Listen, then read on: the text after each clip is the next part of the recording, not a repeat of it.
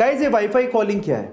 नहीं, मैं WhatsApp call की बात नहीं कर रहा हूं, बल्कि मैं रेगुलर सिम कॉल की बात कर रहा हूं, जिसको भी आजकल आप वाईफाई से कर सकते हो। अब क्या है इसके फायदे, मैं आपको बताता हूं। सबसे पहले तो वाईफाई कॉलिंग को हम लोग वॉइस ओवर वाईफाई कॉलिंग भी कहते हैं, जिसके लिए आपको एक बहुत अच्छा सा ब्रॉडबैंड कनेक्शन चाहिए, एक इंटरनेट कनेक्शन चाहिए। इंडिया में इसे जियो ने और एयरटेल ने लॉन्च किया है।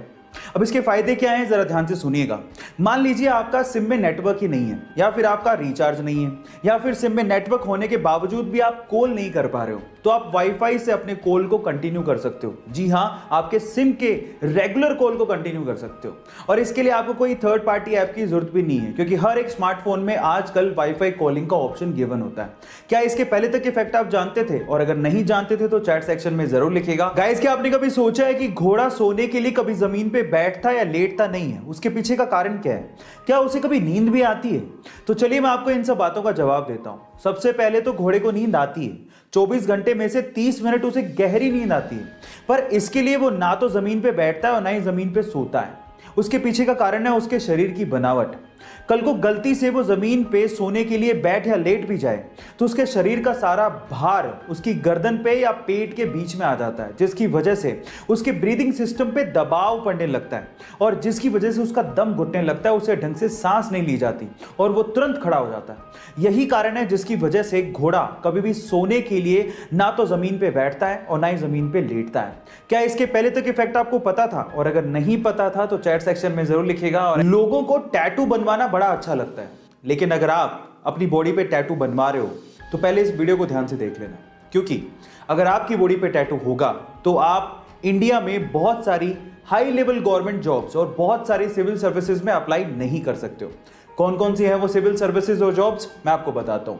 वो है IAS, IPS, IFS, IRS। और इसके अलावा अगर आप सेना को ज्वाइन करना चाहते हो तो भी उसमें अड़चन आएगी, जैसे कि आप लोग भारतीय रक्षा सेना में अप्लाई नहीं कर सकते, नौसेना में, सेना में, वायुसेना में, कहीं भी अगर आपके बॉडी पे टैटू है तो आप लोग उन जॉब्स में अप्लाई नहीं कर सकते। So be careful about that. Ancient time में यानी पुराने जमाने में हमारे इंटेलेक्चुअल्स को लगता था कि मैथ्स में एक ऐसा कोई सिंबल होना चाहिए विच रिप्रेजेंट्स नथिंग, यानी नथिंग को रिप्रेजेंट करने के लिए भी तो कोई सिंबल होना चाहिए। सो इसी को ध्यान में रखते हुए 5th सेंचुरी में एक इंडियन मैथमेटिशियन आर्यभट्ट ने जीरो को इन्वेंट किया।